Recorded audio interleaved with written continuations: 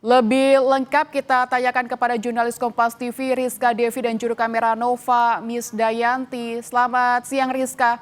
Bagaimana penyaluran bantuan untuk penyintas bencana? Apakah ada skema khusus yang dilakukan untuk hari ini? Ini memang kalau dari informasi yang kami peroleh saat ini di Biren sendiri ada 17 kecamatan yang terdampak banjir.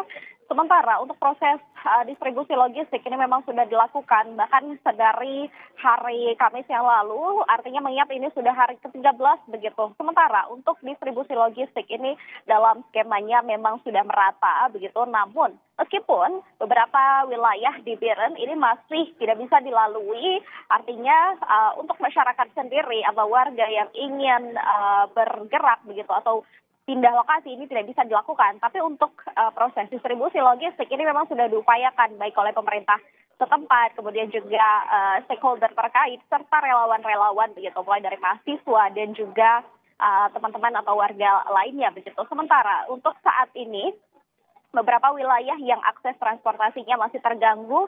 Ini kalau kita lihat ada di wilayah Pesangan, kemudian wilayah Pesangan Siblakrung begitu. Mengingat di sana untuk infrastruktur ada jembatan yang kemudian putus. Saat ini untuk penanganannya itu jembatan yang putus tersebut sudah menurut informasi yang kami peroleh ini sudah ada sling yang bisa digunakan untuk menyeberangkan logistik begitu.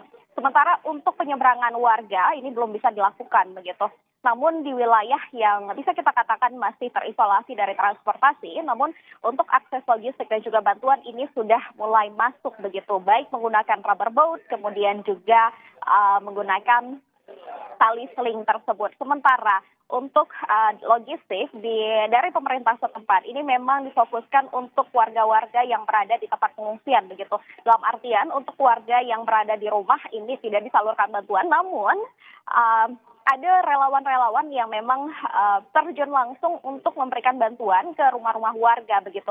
Sementara untuk informasi lain yang bisa kami sampaikan memang saat ini untuk pengungsi yang masih bertahan di titik pengungsian di Biren sendiri ada 109 titik pengungsian.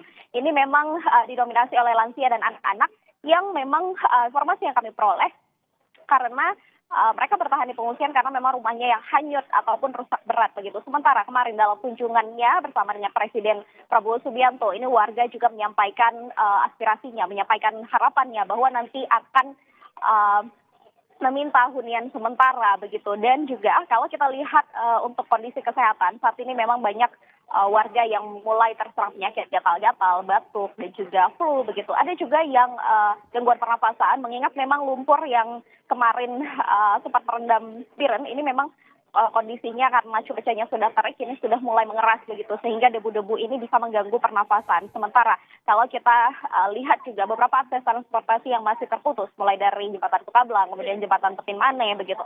Sementara juga ada jembatan Pantilhong, ini juga berdampak terhadap jual beli masyarakat begitu, mengingat akses sembako yang sulit untuk masuk, sementara harga sembako kembali melambung tinggi begitu. Demikian. Rizka, tadi Anda menyebutkan mulai ada gejala atau gangguan kesehatan dari korban terdampak. Lalu bagaimana layanan kesehatan di sana? Apakah sudah bisa dioptimalkan kembali untuk membantu para korban bencana? Ya, ini kalau kita lihat memang di sini ada 6 rumah sakit yang memang masih beroperasi begitu. Ada 1 rumah sakit umum daerah, kemudian ada 5 rumah sakit swasta. Ini masih beroperasi meskipun beberapa hari yang lalu kami pantau memang listrik di sini belum pulih begitu. Sementara beberapa rumah sakit ini memaksimalkannya dengan menggunakan genset begitu. Sementara ada 20 puskesmas yang juga masih diupayakan untuk beroperasi optimal begitu, meskipun ada 5 puskesmas yang rusak berat, ada juga puskesmas yang kemudian beroperasi di gedung RSUD Pesangan Raya begitu, di Puskesmas Pesangan yang memang mengingat gedung puskesmasnya tersebut terendam banjir. Sementara untuk akses untuk tim medis yang ada di pengungsian ini memang cukup memadai begitu karena memang kalau di pengungsian ini ada relawan-relawan dan juga ada perawat-perawat dari kecamatan dari puskesmas ini yang kemudian berada di kamp pengungsian. Sementara untuk beberapa sakit yang memang tergolong parah ini kemudian langsung dirujuk ke rumah sakit umum daerah. Demikian. Baik, Rizka Devi dan Nova Misdayanti melaporkan dari Biren Aceh. Terima kasih.